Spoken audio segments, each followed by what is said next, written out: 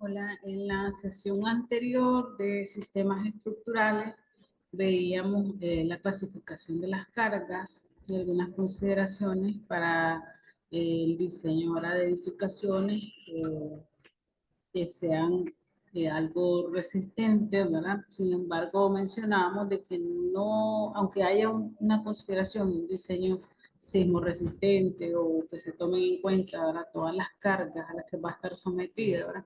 Eh, siempre, ¿verdad? Puede haber una eventualidad en la que se superen las cargas a las que han sido consideradas ciertas edificaciones, ¿verdad? Y que pueda colapsar la edificación.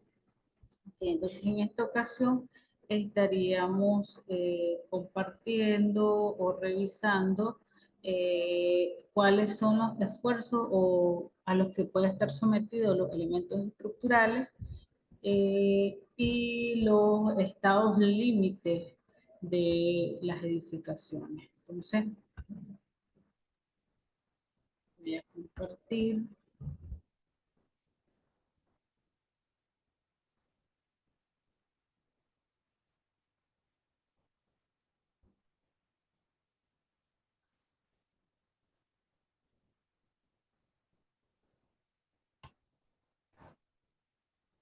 Entonces, anteriormente revisábamos los tipos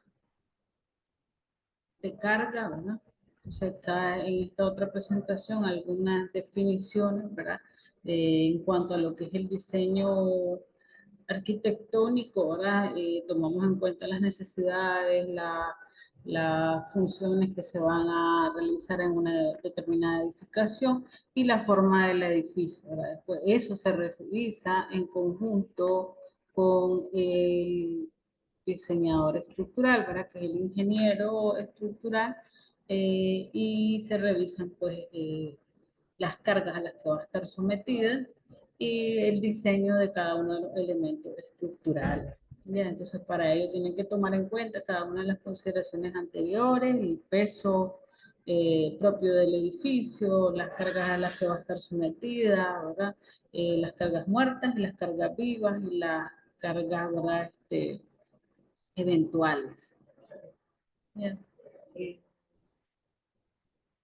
Entonces, cuando hablamos de estado límite de una estructura, es cuando una estructura o un elemento estructural se convierte inadecuadamente en inadecuado para su uso. Es decir, que ha alcanzado su estado límite. Eh, y estos, bueno, comúnmente son, por ejemplo, el estado límite de servicio. Cuando decimos que ha alcanzado su estado límite de servicio, significa que se interrumpe el servicio de la estructura, presenta poca probabilidad de ocurrencia, son criterios que gobiernan el uso normal y la durabilidad. Entonces se puede llegar a este por medio de deformaciones excesivas para el uso normal de la estructura que conlleven a fisuras prematuras y excesivas. Puede ser visualmente inaceptable y puede causar daños en elementos no estructurales incluso.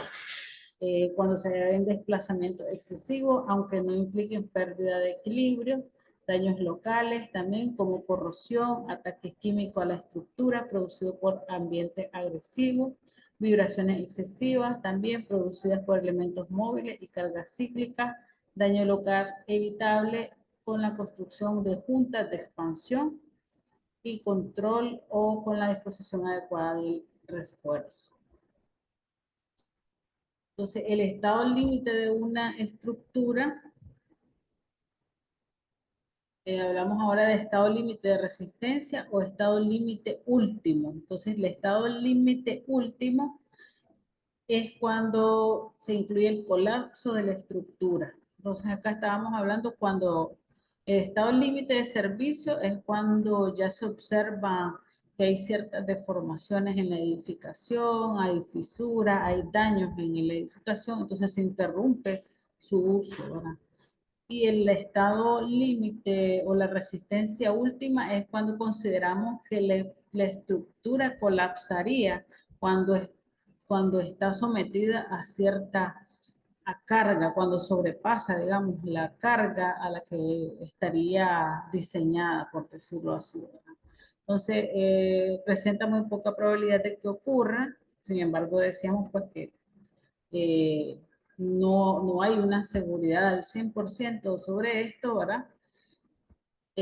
Sin embargo, se toman en cuenta, ¿verdad?, todas las medidas de seguridad. Incluso hablábamos de mayorar las cargas, ¿verdad?, en algunos métodos de diseño, ¿verdad?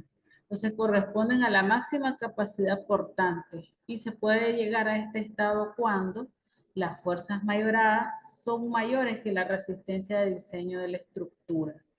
Entonces, cuando se trabaja un diseño y se propone, digamos, que sea una tipología, entonces se están considerando las características de esa tipología. Entonces, por ejemplo, si va a ser una bodega, ya, o si va a ser una vivienda. Entonces, si va a ser una vivienda, entonces se consideran las cargas vivas, las cargas muertas, eh, considerando el uso que se va a dar en esa edificación. Ya, entonces, para esa se establece o se diseña con una carga límite de resistencia o estado límite último que le llamamos. Entonces, quiere decir que mis fuerzas mayoradas eh, no pueden ser mayores que la resistencia de diseño para la cual va a estar eh, diseñada, valga la redundancia, ahora esa estructura. Ya. Entonces, ¿qué pasa si se diseñó para que fuera una vivienda y después se cambió su uso por determinadas razones, ¿verdad? Entonces, digamos que se cambió el uso y se va a trabajar ahora en un gimnasio donde vamos a tener maquinaria, equipos, digamos, de gran peso, ¿verdad? En la segunda planta, por ejemplo, ¿verdad? Entonces estamos cambiando el uso de una edificación de vivienda a una edificación que ahora va a estar sometida a mayores cargas para la cual no fue diseñada esa edificación. Entonces, ¿qué estoy haciendo? Las fuerzas que consideramos inicialmente para ese diseño no son las fuerzas a las que va a estar sometida ahora esa edificación, ¿verdad? Entonces, ahí estamos alterando y es donde puede colapsar una estructura. Entonces, por ejemplo, acá otra causa es pérdida de equilibrio en algún sector o en toda la estructura debido a la degradación en la resistencia y rotura en algunos o la mayoría de los elementos, lo que puede conducir al colapso de la estructura. En algunos casos, un problema local menor puede afectar elementos adyacentes y esto a su vez afectar sectores de la estructura que determinen el colapso parcial o total, transformación de la estructura en un mecanismo y la consiguiente inestabilidad que conlleva cambios geométricos incompatibles con las hipótesis iniciales de diseño. Es lo que hablábamos con el ejemplo del cambio de uso, falta de integridad debido a la ausencia de amarres inadecuados entre los diferentes elementos que conforman la estructura, fatiga en la estructura y fractura en los elementos debido a ciclos repetitivos de esfuerzo por cargas de servicio. Algunos estados especiales de carga es donde el daño y colapso de la estructura se incluyen simultáneamente. Es decir, de que no, cuando una edificación no te avisa, porque puede ser de que llegas a un estado donde interrumpís las actividades y te puede avisar la estructura, ¿verdad? Que hay ciertos fallos, es decir, que notas una fisura, que notas una deformación en la viga, entonces prevés que hay un daño y inhabilitas la edificación y evacuar, ¿verdad? Pero hay casos en los que la estructura colapsa sin previo aviso. Entonces, el daño y el colapso de la estructura se incluyen simultáneamente. Entonces, se puede llegar a estados límites especiales cuando hay daño o falla debido a condiciones anormales de carga, como daño o colapso en sismo extremo, daños estructurales debido al fuego, explosiones o colisiones vehiculares, efectos estructurales de la corrosión y deterioro.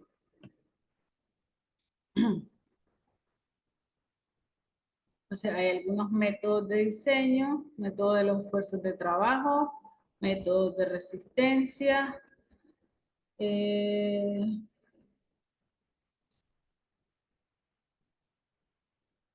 Acá en este se debe diseñar de acuerdo al estado límite último, pero chequear con el estado límite de servicio. Eh, Cuenta con la variabilidad en las cargas y la resistencia de los materiales. En estos casos es donde mayoramos las cargas. La clasificación de las cargas de acuerdo a la acción sobre la estructura. Bueno, esto ya habíamos visto en la presentación anterior, cuáles eran esos tipos de cargas y las unidades de medida, ¿verdad? Las cargas permanentes, cargas vivas o de uso, las cargas debidas a la influencia del medio ambiente y cargas accidentales. Acá menciona algunas cargas muertas, que son el peso de la misma estructura, de las vigas, las columnas, las losas, los muros, etcétera. Las cargas permanentes, ¿verdad? Por ejemplo, el empuje del suelo, que era el ejemplo que veíamos anteriormente. Y las cargas vivas, ¿verdad? Que son, digamos, la circulación de personal, el mobiliario que tal vez no es fijo, empujes de carga, etcétera. Dependiendo de las edificaciones, veíamos en el Reglamento Nacional de la Construcción también los diferentes datos, ¿verdad? O cargas vivas que se iban a tomar en cuenta. Y otras que son como las cargas de viento, cargas de sismo, tsunami, cargas térmicas, nieve, ceniza, ¿verdad? Etcétera. Y vemos la acción de estos fenómenos naturales que pueden afectar las edificaciones, ¿verdad? También son fuerzas externas que actúan sobre la estructura de los edificios. Y en algunos casos puede colapsar inmediatamente, ¿verdad?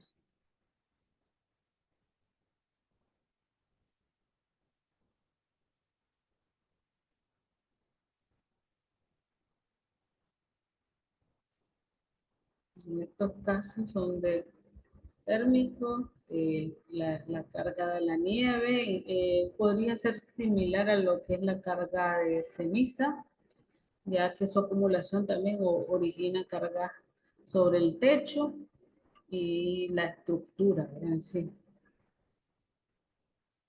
Las cargas accidentales, ya veíamos también que pueden ser distribuidas o concentradas. Y algunos ejemplos acá de cargas distribuidas sobre elementos estructurales. Puede ser sobre una viga, sobre una losa, sobre una columna, una carga concentrada. Pueden ser estáticas o dinámicas. Y ahí tenemos, digamos, como un repaso de lo que veíamos anteriormente y algunas consideraciones o conceptos. Luego, bueno, tenemos esta otra documentación sobre los esfuerzos a los que se puede someter los diferentes elementos estructurales, ¿no? Entonces, una estructura está diseñada para soportar su propio peso, el de las cargas a las que va a estar sometida y también las fuerzas exteriores. Por eso, cada elemento de una estructura tiene que resistir diferentes tipos de fuerzas sin deformarse ni romperse. Entonces, los principales tipos de fuerza más importantes, ¿verdad? Que conocemos a los que pueden estar sometidos los elementos, por ejemplo, es la fuerza de tracción. Entonces, ¿cuál es la fuerza de tracción? Perdón. Si sobre los elementos de un cuerpo actúan dos fuerzas opuestas que tienden a estirarlo, el cuerpo sufre una tracción. Es el tipo de esfuerzo que soportan los tirantes o tensores en edificaciones. Entonces ahí está el ejemplo, tenemos el elemento acá y es como que eh, jalamos ese elemento, ¿verdad? Y lo deformamos, ¿verdad? Entonces hay una fuerza que está ejerciéndose sobre ese elemento, ¿verdad? Y se está estirando, por decirlo así, ¿verdad? Entonces acá hay un ejemplo, ¿verdad? De tracción, por ejemplo, con una resortera, ¿verdad? Cuando jalamos el material y se estira, ¿verdad? Y luego regresa pues, a su posición inicial. Otro ejemplo es el cable de una grúa. Está sometido a tracción. El peso de la carga tiende a estirarlo hacia abajo. Y para contrarrestar esta fuerza, la estructura de la grúa ejerce una fuerza igual hacia arriba. Entonces, este elemento que tenemos acá, por eso dice que los cables o tensores están sometidos generalmente, ¿verdad?, a este tipo de fuerza de tracción. Lo contrario sería, por ejemplo, una columna. Una columna siempre está sometida a un esfuerzo de compresión, porque tenemos una fuerza sobre ella, ¿verdad? Y la fuerza también o el empuje de la tierra. Entonces está siendo como aplastada, ¿verdad? Entonces, el caso contrario, ¿verdad? Donde la fuerza en una viga, por ejemplo, como aparece acá en esta posición, y ejercemos una fuerza en sentido contrario, ¿verdad? Donde estamos comprimiendo el elemento. Entonces dice, si sobre los extremos de un cuerpo actuando fuerzas opuestas, tienden a comprimirlo. El cuerpo sufre compresión. Es el tipo de esfuerzo que soportan, ¿verdad?, las columnas y las cimentaciones. O sea, acá está el ejemplo, las columnas, pilares y muros de carga van a estar sometidos a este tipo de esfuerzo. Flexión, entonces la flexión es cuando tenemos sobre un cuerpo, van a actuar fuerzas que tienden a doblarlo, el cuerpo sufre flexión.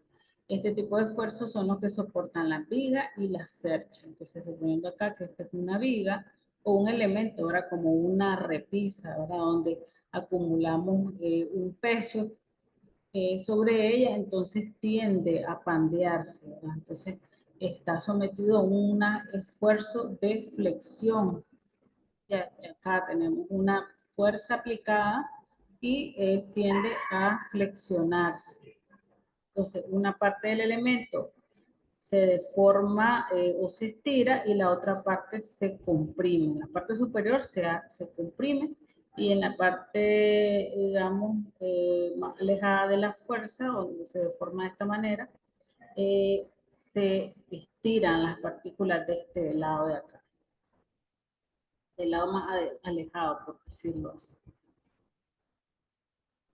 Por ejemplo, las alas de un avión, me dice acá, el trampolín de una piscina, las alas estarían sometidas a flexión. Otro esfuerzo a los que pueden estar sometidos los elementos también es la torsión. Es como si, el ejemplo está acá, ahora como si retorciera el elemento y hay una fuerza que gira, ¿verdad? En sentido opuesto, ¿verdad? Entonces, acá explica, ahora si sobre un cuerpo actúan fuerzas que tienden a retorcerlo, el cuerpo sufre torsión. Es el tipo de esfuerzo que soporta una llave girando en una cerradura, por ejemplo. Están los esfuerzos por cortadura o cizalladura. Entonces, si sobre el cuerpo actúan fuerzas que tienden a cortarlo o desgastarlo, entonces el elemento tiende a cortarse o a desgarrarse. Es el tipo de esfuerzo que sufren, por ejemplo, la zona de trampolín en la piscina unida a la torre o la zona de unión entre una viga y un pilar.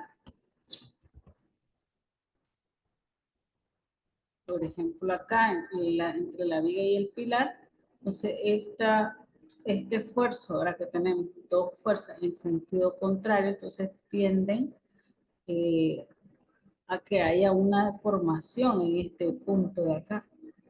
Esas son las zonas que estarían sometidas a este esfuerzo de cizalladura o de corte. Entonces, en resumen, me dice todos los elementos van a estar sometidos a diferentes esfuerzos, dependiendo, ¿verdad?, de la función, de la ubicación, de los agentes externos, de las fuerzas a las que esté aplicada en su estructura, ¿verdad? Acá pues hemos visto alguna descripción de estos elementos.